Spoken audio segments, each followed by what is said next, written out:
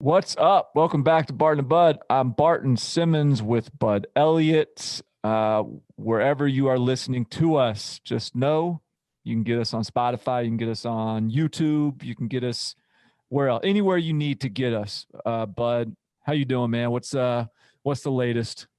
Doing well, man. Doing well. We're finally got a little cold down here in Orlando. I had ice on the car this morning, so that was In Florida? we did.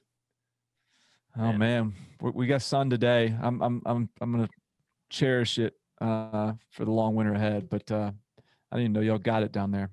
I feel like if you get south of Tampa, it's kind of tropical and it just doesn't usually happen. But we had a hard freeze overnight, man. So it's chilly here today for sure. We were going to talk mailbag today. You know, usually we do the game breakdowns, but I feel like we've hit sort of a point in the season, a kind of a turning point where I think the big picture stuff begins to be the more relevant things to comment on and dig into. And so, fortunately, we got a mailbag. We got give us 5-star review. Give us a question. We'll dig into it. We've got smart listeners that give us good questions. So I think we're loaded up with another good round of them today, aren't we, Bud? We are, man. We are almost, by the way, to 700 reviews on Apple Podcasts. That'd be pretty cool. That may not sound like a lot, but just from looking at other college football podcasts out there, and based on the fact that we started during a pandemic when folks were not really commuting to work, and it's a crowded market. The people who are above me are pretty impressed by us getting almost 700 during the football season.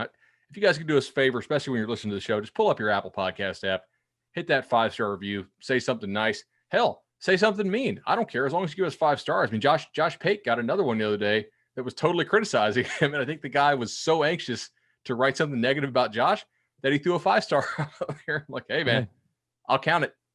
No doubt. That's cool. Yeah. So get us at 700. We'll go ahead and open here with Mike McDaniel, VT. He asks a question for the mailbag.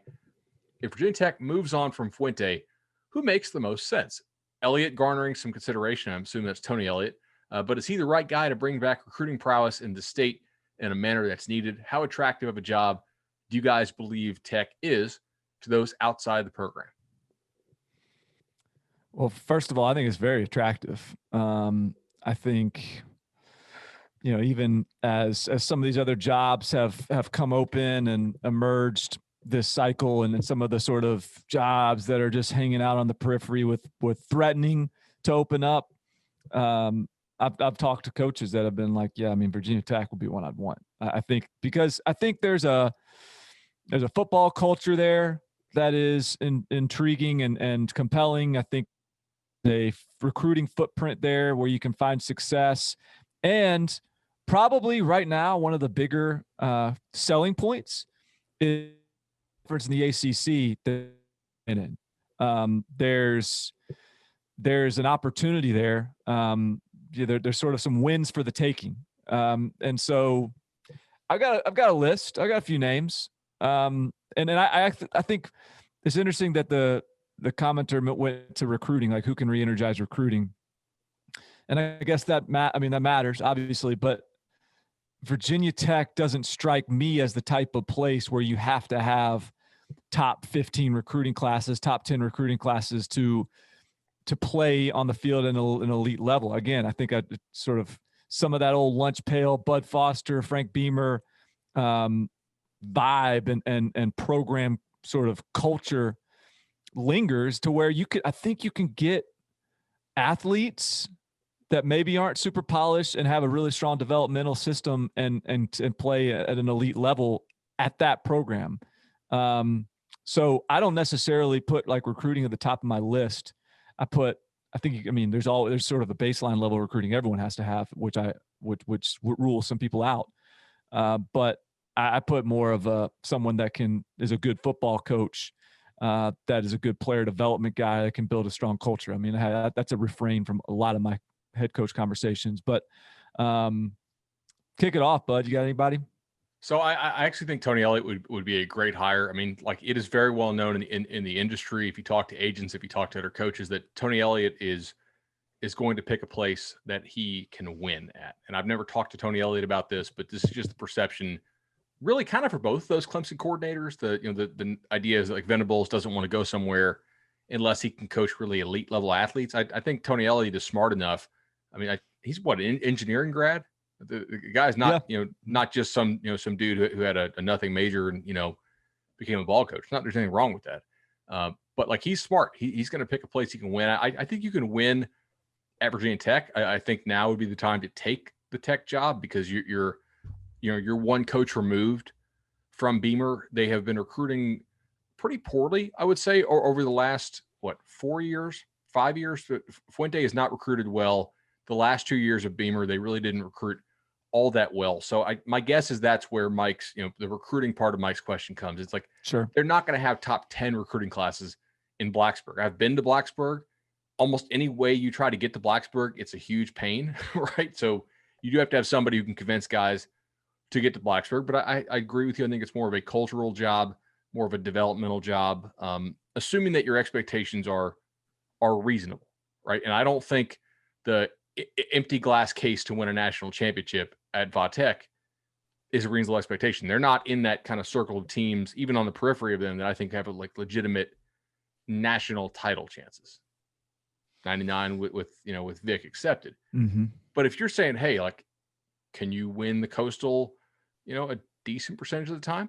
Can you be competitive and consistently be 8-4 or better, 9-3 or better?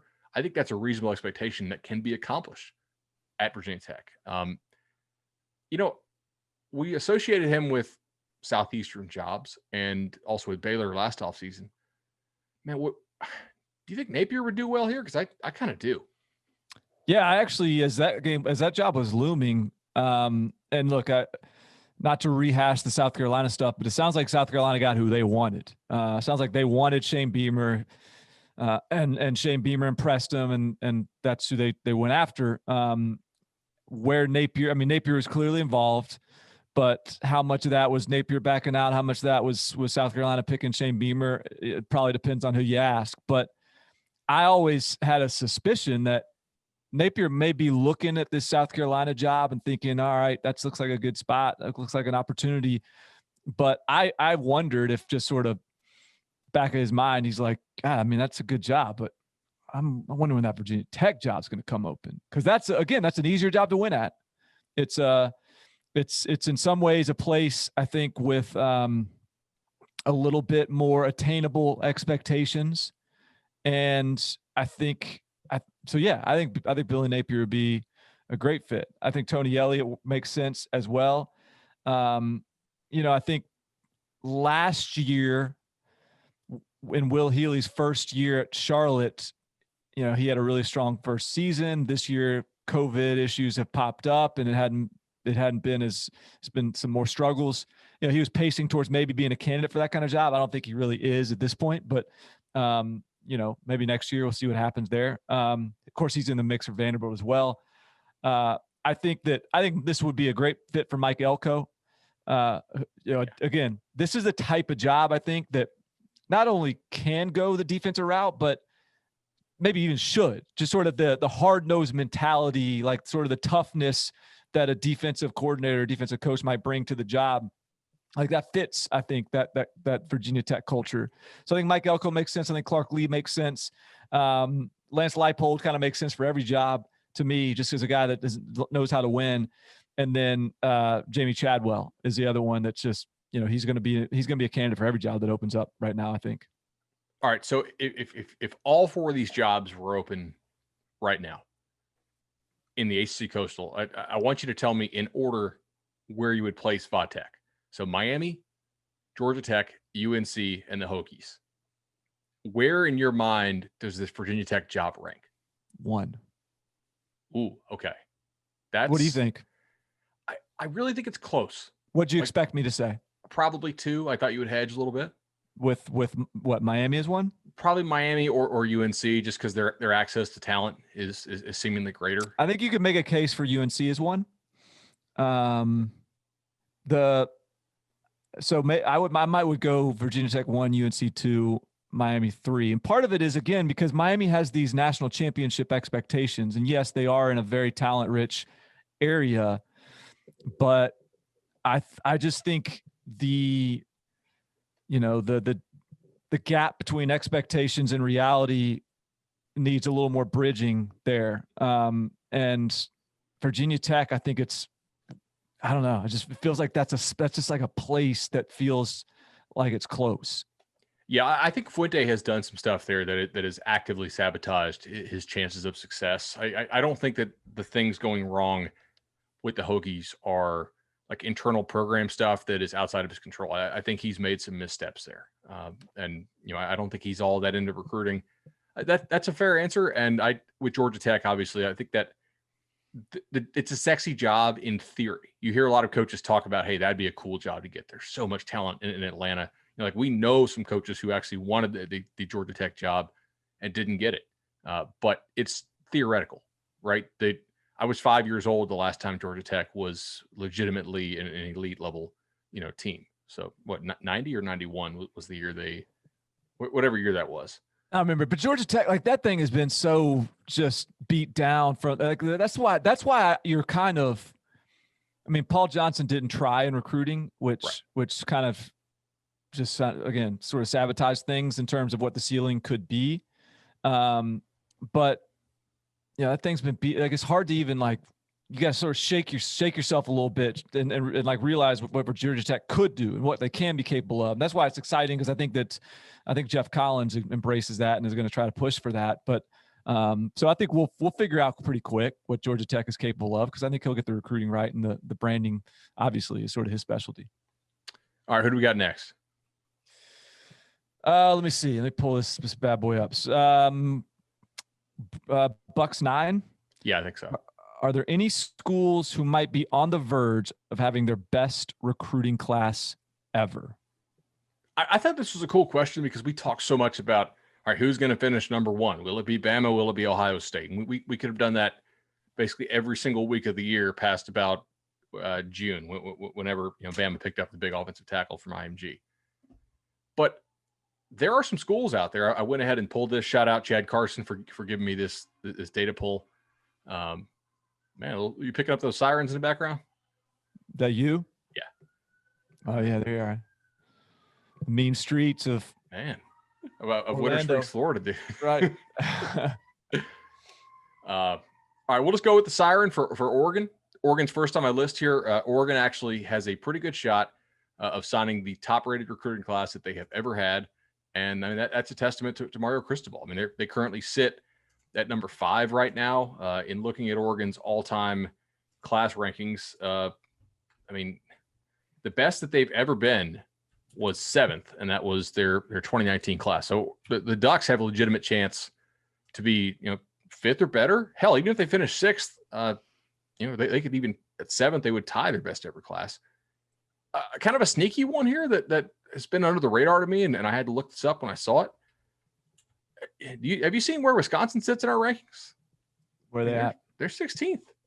Mm-hmm. The best Wisconsin has ever finished, according to this data poll, was 26th.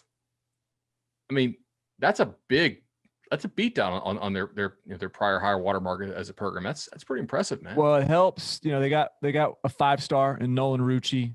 Anytime you get in a 5-star type of kid, that's big for your rankings.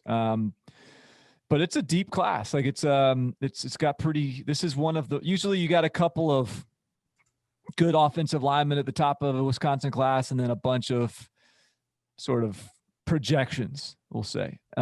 This one's got I think goes pretty deep, like a lot deeper in the 4-star range and the high 3-star guys. So they are doing a good job. And I think they got a really good quarterback in this class, by the way. A kid named Deacon Hill out of California. I got a sneaky good feeling about him. A few of their 3-stars are even guys we have as 4-stars. So if you just go by the 24/7 rankings, it's probably even better than it would be in the composite. So props to Wisconsin getting it done on the trail. All right, here's one, a team that we've kind of championed all year. And I think these guys deserve some credit. We talk about Jamie Chadwell and how creative his offense is at Coastal and how hard his guys play for them and how their defense is actually pretty salty. I don't know if we've spoken enough about how good of a job they've done with talent acquisition, and that's Coastal. Coastal actually, they have the 84th rated recruiting class as of today on the composite.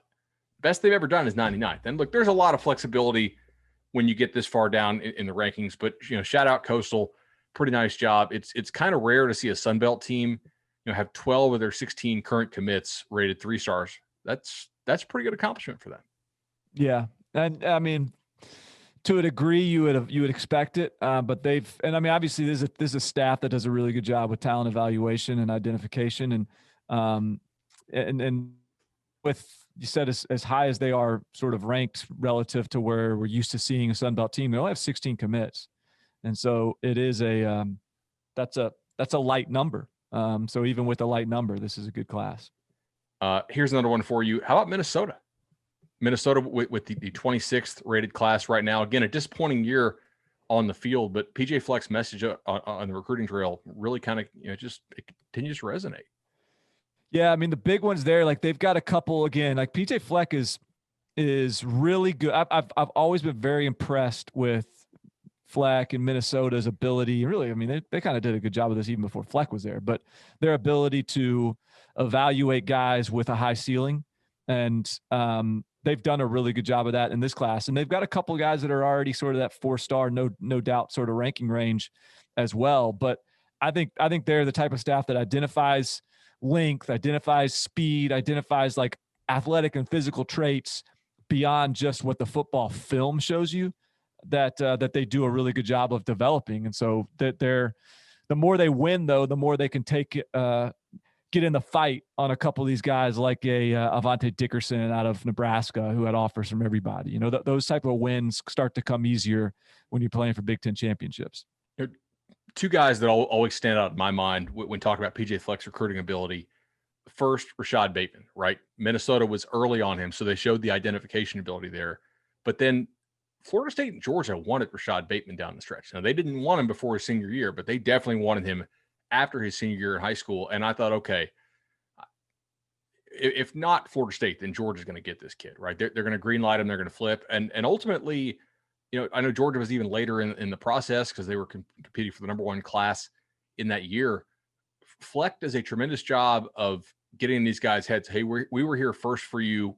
You're not just a piece of our plan. You are a major part of our plan. And then the following year, James Gordon, the linebacker out of Florida as well, who's been a good player for them already, is same deal. Major Southeastern powers wanted him down the stretch. Minnesota had offered him, I believe, probably before his junior year, and they kept him the whole time. It's impressive to pull Southeastern kids to Minnesota, right? When you have quote unquote better or bigger offers, kind of closer to home.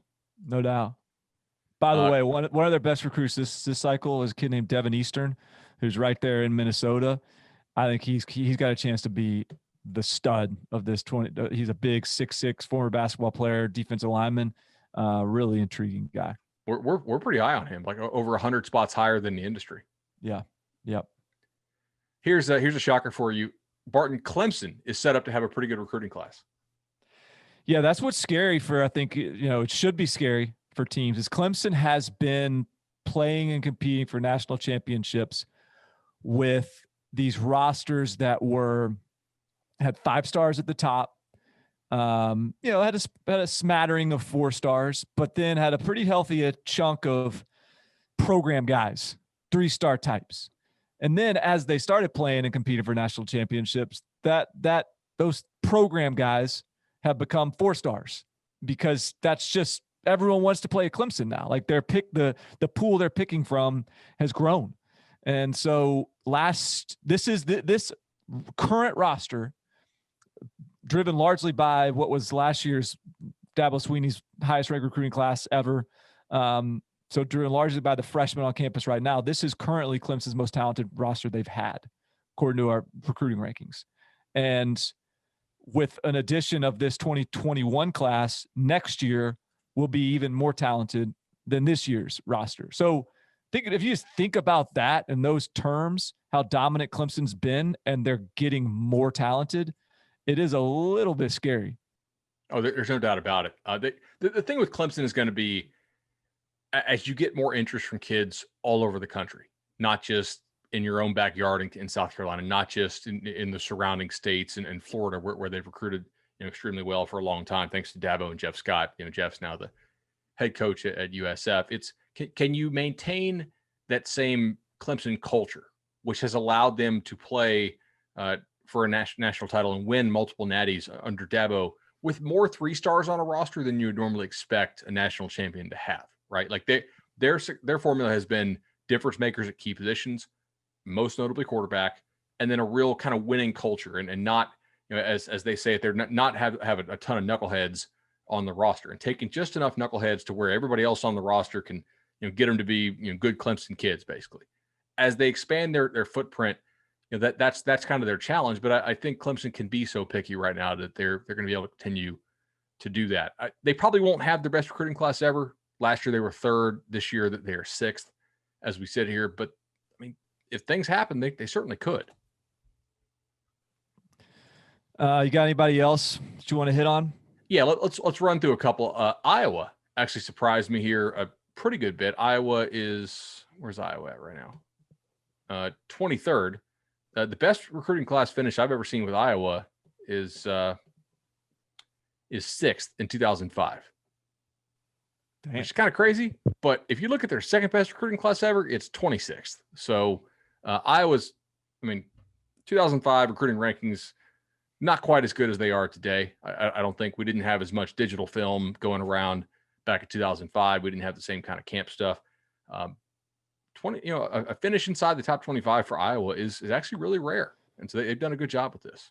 Well, early in the process, I was talking to someone at Iowa, and they were saying this was the best in-state crop of talent of the Kirk Ferentz era. So that explains why they're recruiting well this cycle from a ranking standpoint, because it's an unprecedented. Like, I think they offered more in-state kids.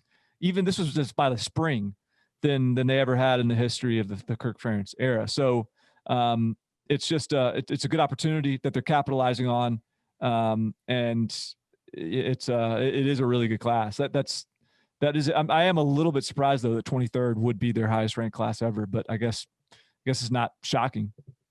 Okay, and then 3 I want to close with here. Cincinnati, no surprise. Obviously, the job Lou Fickell's done there. They had I think the highest rated G5 class last year. UNLV, who I think has made some savvy hires, and Arroyo, for all the questions we had about him when he was Mario Cristobal's offensive coordinator, he is a good recruiter, and they are aggressively recruiting and evaluating kids. So UNLV probably going to have their best or second best class ever, and then Charlotte as well under Will Healy. Obviously it's a newer program, but those 3 G5 certainly deserve a shout out. Yeah, and they've just Cincinnati. They do such a good job, not only of recruiting, but that's another program. Like, man, keep an eye out for their 2-stars, because someone in there is probably going to be a stud. They've done a really good job of evaluating and developing. No doubt. All right. So this guy, Brennan King, who actually has asked us 2 questions before. So I think he might be the first guy to get 3 questions on the show. He says, hey, this question came to me. I'm a Clemson alum and admitted homer. To a friend of mine who's an SEC homer. How would a perfectly healthy Clemson team hang in there with an all SEC team in a regular game? All right. Now he has some details here that he wants to fill in the listenership, which I think are necessary. Otherwise, we would just skip this. This means we have Justin Ross, Joe Nagata, Frank Ladson, Xavier Thomas, and Tyler Davis, all of whom have been banged up or not played this season. I said that we would definitely hang in there, but ultimately lose. My SEC friend said we would be crushed by 4 touchdowns. I say 2 touchdowns. Reason being Trevor Lawrence and Travis Etienne. Trevor is the best quarterback in the nation, and Travis is at least a top 2 running back. Other positions would only be marginally disadvantaged against the all-SEC team. We'd basically be playing Alabama, adding Pitts and maybe Trask. Our offensive line would struggle, but there are ways around that. Lengthy, but hopefully we'll make for a good discussion. At least he's not saying they're going to win. Yeah. You're basically asking what would Clemson do against an NFL team. It's kind of one of those scenarios. Granted, it would be an all-rookie NFL team. It wouldn't be some group of veterans, but if you're talking all-star SEC team, you got to think about what that receiving group looks like. You got Pitts, you got Devontae Smith too. You got you could just take Alabama's offensive line if you wanted to. You got a loaded defensive front. I don't know, man. Can you talk yourself into this being a close game?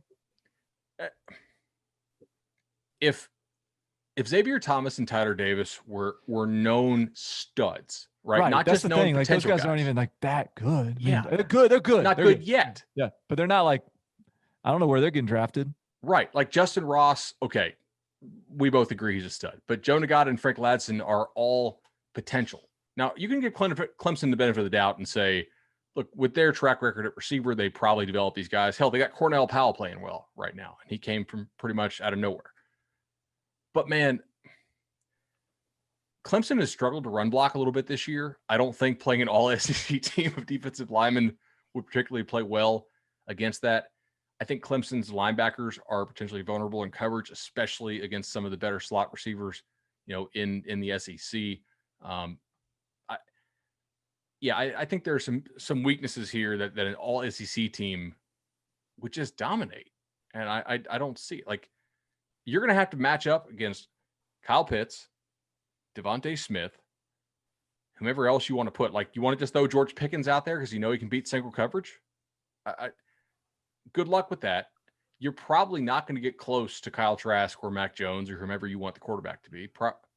That's an interesting debate. Would you rather have Trask behind Bama's offensive line? I think it kind of depends. And the secondary for this all-SEC team would totally punk Clemson's receivers. I mean, think about the two guys that South Carolina just had opt out. I mean, Mukuamu and Horn, would they even be first teamers on this team? You got Pat Surtain, you have Eric Stokes, you have Richard LeCount. Obviously, pre-motorcycle injury. Yeah, I think this is a runaway. Good effort, though. It's good. It's a good try. Let me flip this on you. I think I have a more fair question. Okay. Would an all healthy Clemson team beat an all ACC team that did not have Clemson players? I would have to think about this, but my initial hunch is just still a no. Yeah. Are we? I just think. Now, granted, like we're assuming this all-star team is an actual team, not just thrown together week of. And we're assuming this is a team that's had all offseason to gel and coalesce and get the system installed and all that stuff. So, with that said, there's still some pretty dang good players in the ACC that aren't on Clemson's roster. Might be a little closer, but I'm still going all-stars. All right, so I'm just going to take Miami's defensive ends and then put them on Notre Dame's defense. I get Notre Dame's offensive line. There's plenty of receivers in the league who you can cobble together. Do I get the guys who opted out for Louisville? They're pretty explosive. Yeah, that team's going to beat Clemson too. Not by as much as the All-SEC team, but they're still going to beat them. Okay, so JPED9 wants to know, recently we've seen some college basketball recruiting analysts get hired by NBA teams.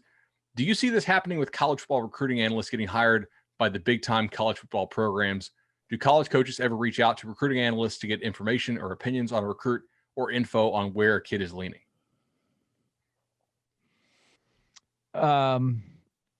So I don't think you're going to see a trend of recruiting analysts jumping to college football in the same way it's happened with the NBA, because there's the NBA and I guess you could make a case. Look, you could make a case that like the reason that recruiting the NBA, there's a demand for help in the NBA from recruiting guys is because of how closely high school and NBA is tied. Like there's in most cases there's like a 1 year gap between a guy being a college guy and an NBA guy, and that is going to be erased at some point. So it makes sense that the NBA is going to try to sort of lean on recruiting analysts to sort of get some insight there. So I guess in that sense, you could make a case that the college could turn to the same sort of resources, but I don't know. I mean, I think first of all, you do. Yeah, there's communication all the time between college coaches and recruiting analysts, all over the country, all over the place. It's a pretty steady back and forth, and I think it's a mutually beneficial conversation. We figure out who they like, things that they are valuing, players that they maybe underrated or overrated, stuff they know, height, weights they may have that we don't have access to, all those sort of things. And we have a lot of the same information that we can pass back to them, as well as sort of the recruiting information in terms of where guys are leaning and who we talk to. And, I've talked to this guy, and we may be getting a message that they're not. And of course, vice versa there as well. So there is a lot of that goes on. I don't know. Do you think we'll see some guys bounce from recruiting to college in the future? Probably not. Not certainly not as a trend. There's a couple reasons for this. I think you hit on most of them. Also the pay, like you're not going to run for, like, you're not going to go from being Barton Simmons, director of scouting 24/7 sports, to probably being like the number one personnel guy at like a big time Power 5 program. That's just probably a too radical of a move. Even though I think you could actually do it if you knew the NCAA rules, and like you may need a guy like compliance dude to help you out, on that kind of stuff. When can you mail out certain things and whatnot? But it seems a little too out of the box for probably most of these guys. Although, James Franklin has done outside the box stuff before. So who knows? Maybe I'll lose my co-host here next year or something. But you think Franklin's going to hire me? I mean, dude, Franklin has he's gone like D3 to hire coaches before. He likes to think outside the box. He was an adopter of analytics earlier than a lot of other coaches. But I do wonder, if not for the evaluation side of things, as the transfer portal becomes more important, and as we see players transferring who are earlier in their college careers than ever before, which I think we'll see a lot of, especially after this year, because you're gonna have a lot of kids get homesick, much like Arik Gilbert probably did after just a year, because they never visit a lot of these schools. I was looking at Florida State's thing last night. Even Florida State, a team that is taking a lot of kids from its own state, half of their commitments have never visited the campus and met with the staff. Mm-hmm. Like that's crazy. Mm-hmm. I wonder if the portal might cause a little bit of this, right? Like, hey, you're a guy that has a bunch of relationships with these kids, with these high school coaches, with the handlers, the 7-on-7 dudes, all that kind of stuff. Can you be an in on where this kid might be looking to go? I could see maybe somebody taking that job. But then again, if you're not getting the main gig, the hours and the pay are not that great. College football is very much like it's I'm gonna say it's a pyramid scheme, but there's a whole lot of dudes in those front offices who make 38, right? And Maggie's not gonna be real cool if I go take a job making 38 and live in a college town. Well, I think a lot of people think that guys that are in the media side can't, like, are in there because they couldn't get hired on the college side. And I have tremendous respect for the guys in the college side, but there are positives to not being on that side. I don't have to worry about whether or not the guys are going to get it done on Saturday and I'm going to have my job taken from me. And then I got to move from Nashville to, Ames, Iowa or something, or, like that. There are like most of the people that are, I wouldn't say most. I mean, I'd say pretty much everybody in our industry right now they're not like recruiting office rejects. They're just guys that chose to go media. And so, that said, the guys that do a good job on the college side of it are guys that I have immense respect for. And I'm fascinated by their job. I try to study it all the time, try to learn from it. And most of them are doing it because they want to move up, right? Like they want to either be like the DPP, they want to be the next Mark Pantoni, right? Or because they want to use the player personnel side or the player dev side to get onto the field in an on-field coaching role. Like that they see it as kind of a means to an end for the most part. The roles evolved. It used to be a lot more of that. And I feel like now, as the pay is starting to increase, as more resources are being poured into the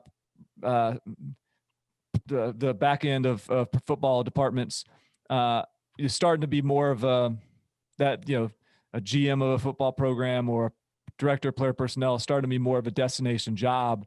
But that's been, I think, just over the last really kind of, I don't know, 3 to 5 years, as that has started to evolve rapidly to where that is much more of a destination job. But yeah, I think you're right. Like in the 10 years ago, 15 years ago, that was much more of a, kind of a slappy sort of job that but I think people have realized how important it is. And so it's really elevated in not only in pay, but in just prestige within those buildings, I think. There's no doubt it's really, really important. The other area I could see recruiting analysts getting into is as name, image, likeness passes more, these agencies are going to need people who know these now college, previously high school kids, have good relationships with them. I mean, look at Evan just went and got, Evan Daniels, shout out Evan Daniels, I worked with for like a week before he left here at 24/7. You worked with for much longer.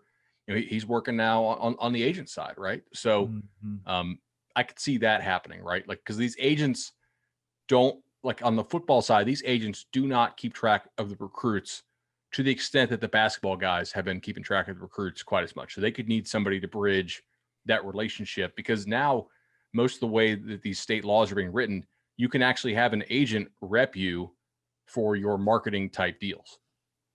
Like that could be the start of that relationship for sure. And that's going to be important because I think for the most part, like we haven't talked about this a whole lot, but most of these kids who are going to be able to get name, image, likeness stuff, their NFL representation is going to be spoken for far in advance because of the name, image, likeness relationship than it is now. You want to take a break? Yeah. All right. We'll head on to the ad break and catch you back on the other side and talk some defensive head coaches. We'll be back. All right. Welcome back. Tennessee Vols 615, a Nashvilleian. Number one, he wants to know, why is it the defensive coordinators have become head coaches like Pruitt, Muschamp, Kirby Smart, Vic Fangio, etc., predominantly run extremely conservative offenses? They have to see you're not winning anything meaningful these days without an explosive offense.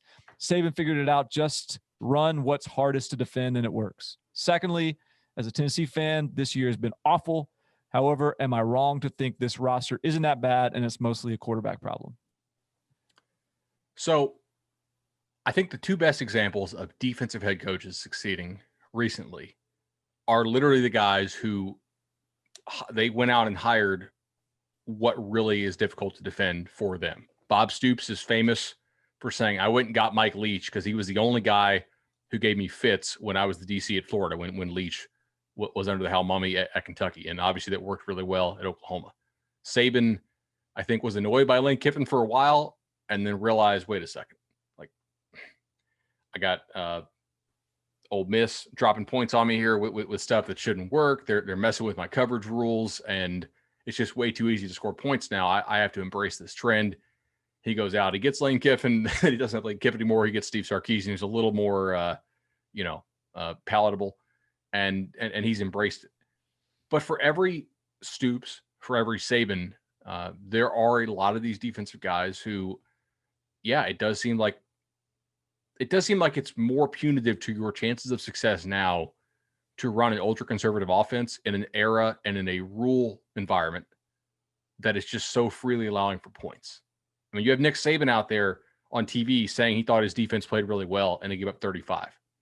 A decade ago, we just wouldn't have that. That was unheard of to give up 35. Like Kirby Smart this year, I think it only lost one, or prior to this year, it only lost one game in which his team allowed 30 plus points. And now, like, that's kind of routine. But I think it's difficult to not dance with what brung you, right? Most of these guys who got hired, who are defensive head coaches, got hired because they ran great defenses and because they recruited a boatload of talent. And I think it's hard for them to shift. I mean, Saban didn't make his shift until after he got like a couple national titles. Not that their offenses were bad, but they were just more conservative and they played to his defense. Bob Stoops, I think, is a unique case because literally he was the DC for Steve Spurrier, a guy that scored points in bunches, especially relative to his era. And he did go up against Mike Leach and probably thought, man, what could I do with Mike Leach's offense if I had elite level talent, not Kentucky type dudes. It's just tough. And Vic Fangio the other night, we're going to have a guest on Barton and Bud soon, and we're going to talk to you about this. But the Fangio thing, the Broncos head coach, I mean, that's the wrong punt decision if you're playing the New York Jets. If you're playing Patrick Mahomes, that's like a fire you before you get on the plane home decision. Like you can't. I mean, that's tough to trust your defense that much. I would argue that the best coach in football is Bill Belichick. Would you agree with that? Yeah. Is Bill Belichick a defensive guy or an offensive guy? I think you got to say he's a defensive guy. Right. He's a defensive guy. But, Dean Pease, I think it was on the Make Defense Great Again podcast with Coach Vass. I think Dean Pease said that, like, when he was with the Patriots, that Belichick he didn't even really meet with the defense during the first part of the week. Like, he would Dean Pease would put in this game plan, and all Belichick's time was spent with Tom Brady and seeing what he sees. And I say that, Belichick has a defensive background, but the reason I ask that is I think a lot of people wouldn't even know whether he's a defensive guy or an offensive guy, because Belichick's thumbprints or fingerprints are on the game plan on both sides of the ball. Like, they complement each other.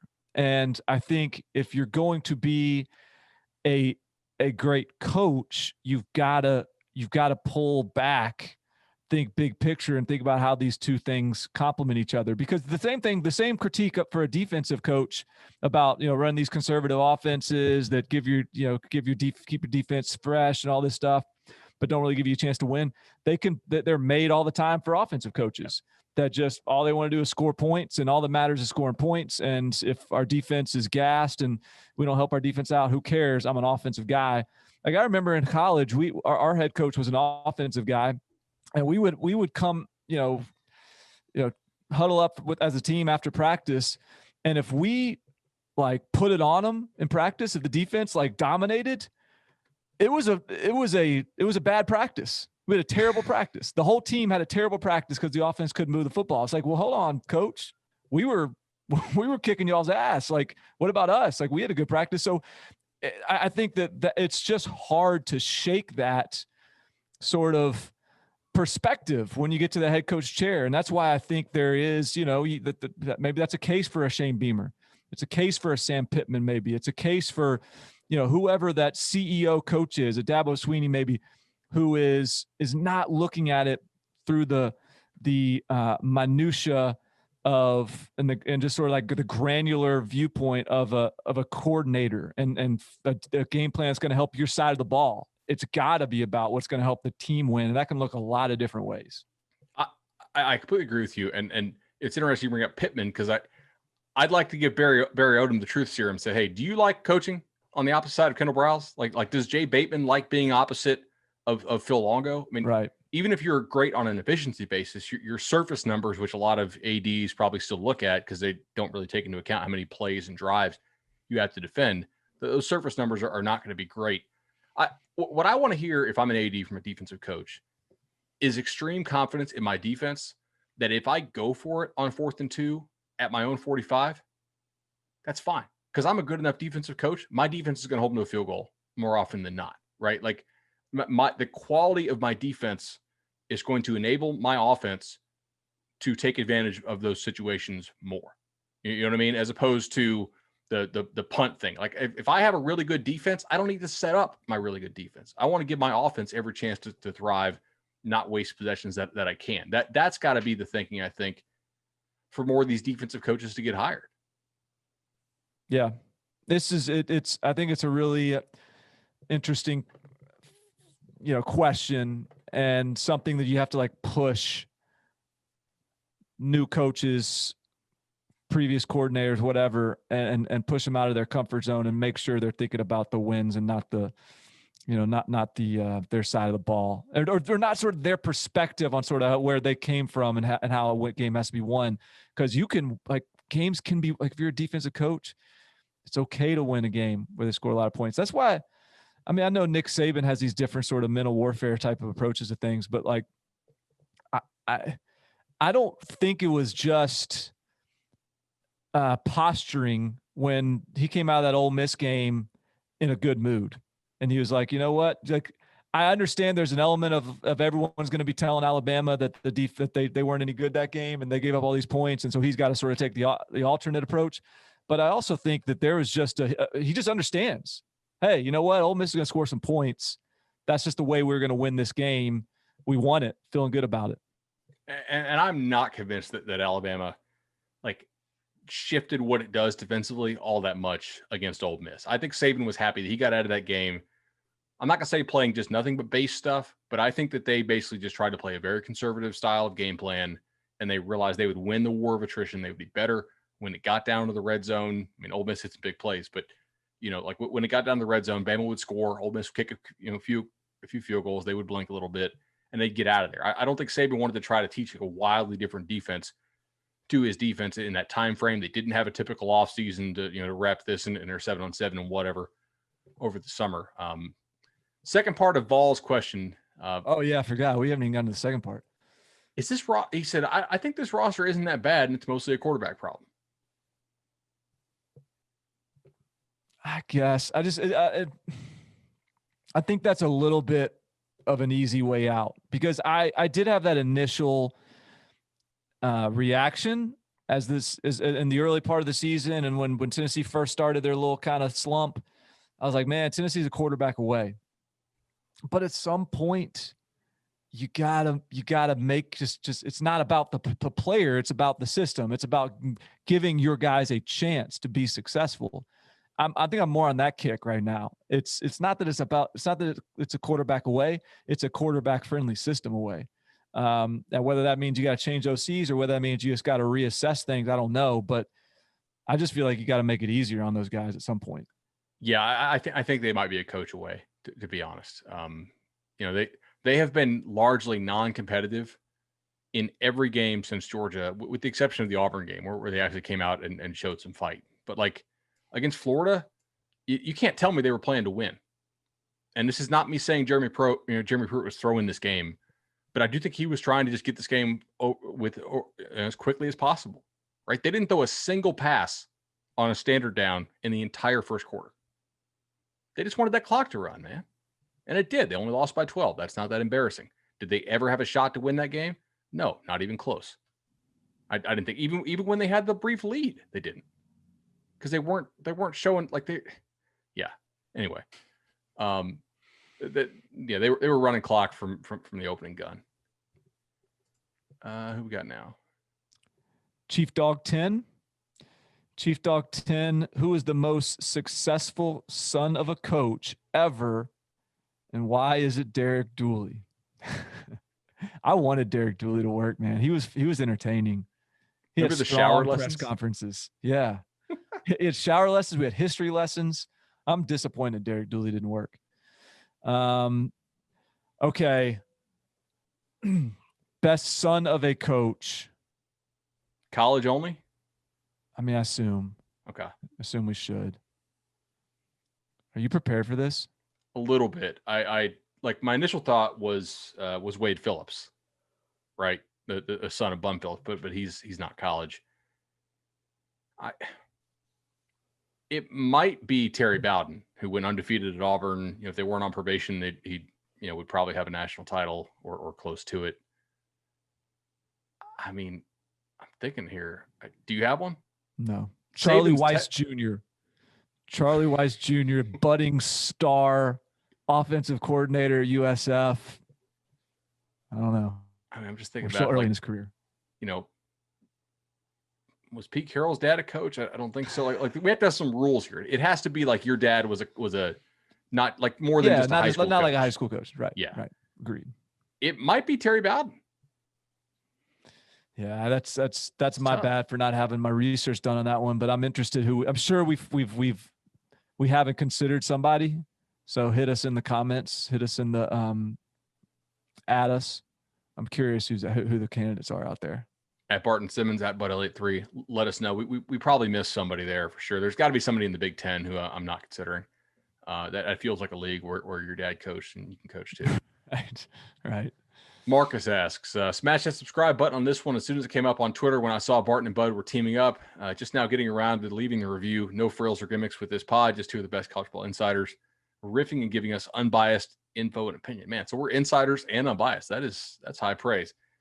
He's actually in Australia, dude. And he says, I've been an expat in Australia for 10 years. It's been a blast to watch Nathan Chapman's Pro Kick Australia export all these Aussie Rules kids up to the college football big stages as punters.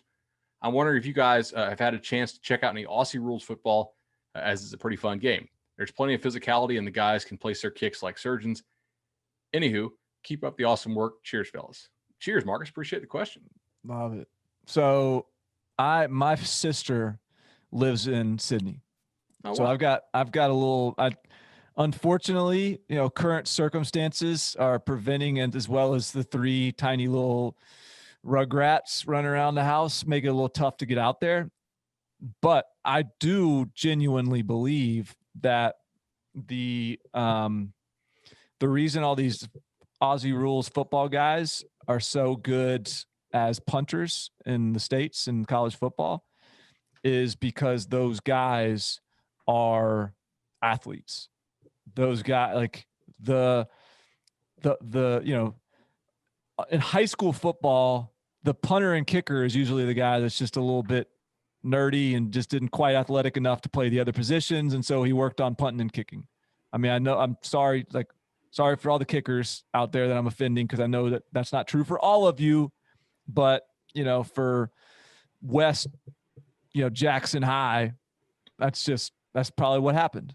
And so I think, just look in the NFL. I mean, the guys that are good kickers, good punters are typically good athletes. And I just think that the athleticism that those guys have to bring to the table by playing like a real dynamic sport is what really helps them in the college game. So I think it's been so cool to watch that evolve and bleed into college football.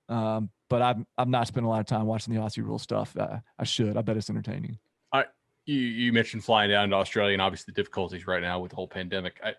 I kind of think of traveling with three young kids as sort of like you're just playing Ole Miss's offense, right? We're just going to play contain. We're not trying to blitz. We're not trying to do this crazy stuff. We just need to keep everybody sort of within an area. Like when you go on the plane, she goes first carrying the baby, and then you got the two girls between you two, and you're kind of playing like safety, right? Like nobody gets behind us. We're not going back up the ramp.